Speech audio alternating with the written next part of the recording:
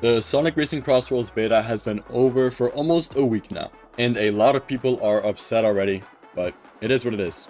Luckily, they are releasing another demo mid-September, so we have something else to look forward to, which is very, very exciting because we know the beta was so much fun. There were so many things that were problems in the previous beta in February and were fixed in this beta, and it just made the game so much more fun to play and so much easier to play. It was overall just a really good experience. And when I heard about it, I was actually surprised that Sega did give us another shot to play it. This close to release at least. I put 24 hours into this beta in like 3 days, and I didn't even get to play the festival because I was busy that day, but let me know down in the comments below how that was. I know there were like specific titles as well to the people who actually participated in the tournament, so let me know if you got that one too. But yeah, overall, the game is not nearly as chaotic as it was in February, but I just gotta say, for those who are using the monster truck gadget at the beginning of the race, you guys need to touch some grass. Having that gadget available to us at the beginning of the race anyway is just a crime, especially if you're racing on a narrow path like a Podos or something. But I'm glad to say that the item balancing has actually been a lot better overall, and the only thing that's gonna make this game chaotic right now is just the gadget system. But like I said, overall the game is amazing. It was so much fun to play, and every race I finished, I just feel like I had to play one more. Like, it was that addicting. And I'm sure we only got a fraction of what's to come in the real game or the full game, which is even more exciting. But no game is perfect, so I have to give it pros and cons. And one of the cons were the extreme gear. Okay, so hear me out. The extreme gear were really fun. I used it for the majority of the beta test, but I just really want that Riders feel again. They feel way too similar to cars.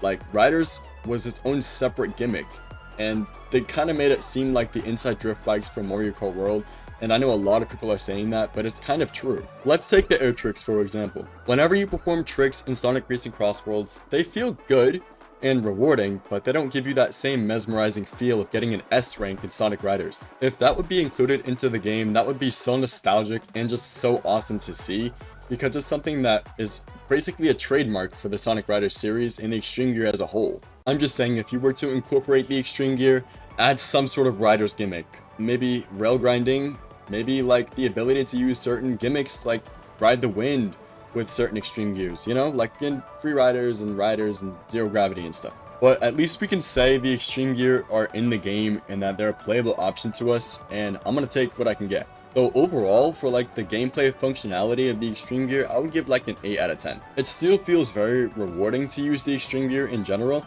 and getting a level 3 boost or level 4 boost depending on what gadget you have feels so rewarding as well. And that's something else I wanted to talk about, and that was the gadget system. Let's be real, we already know some people are going to pick the most toxic build imaginable, and we already know what one of those gadgets are. Like, let's be real. But I do love the overall customization. I think they got very creative when it comes to creating these gadgets, and they're going to make the game a lot more fun. I wonder if there are going to be certain characters with certain other gadgets that you can use, like the speed type having their own custom gadget combo, handling type, you know, stuff like that. And that's something that also makes me really excited for the characters. I mean, I was a little bummed that Silver wasn't playable in this beta, so Silver fans, rise the heck up. You guys thought this was a Crossworlds video? Nah, secretly about Silver. But literally, I kid you not, there's only 1% of the Sonic population who actually likes Silver. Not gonna lie though, he has some sauce in Crossworlds. Look at this. Now you see what I can really do. That was pretty cool, you gotta give Silver some credit. But I guess it's just something else to look forward to in the full game. Sage also has a pretty cool victory animation, so I'll play that right now. Proof of my superior design. The I'm Here remix goes crazy. And we're still getting new things like almost daily, bi-daily. Is that even a word? Regardless, we're getting a lot of things at once, which is all really cool. A few days ago, Sega released like a Sonic Racing Crossworlds animation trailer featuring Shadow, and the dude actually beat Sonic. I kid you not, this game is about to be named Shadow Racing Crossworlds. And I already know that struck a lot of controversy with people saying, oh my gosh, Shadow won, Sonic should have won, it's all Sonic Racing Crossworlds. I don't care. How do you think us Silver fans feel? That dude never wins. But I kind of think it was cool because it was something new and Sonic always wins. So to see Shadow win was definitely surprising. And I'm glad they did it because Sonic needs to be humbled. I mean, if Silver really wanted to win, he can just use his psychokinesis and teleport right back on the track, but that's just me. I also forgot to mention how good the music was in this network test.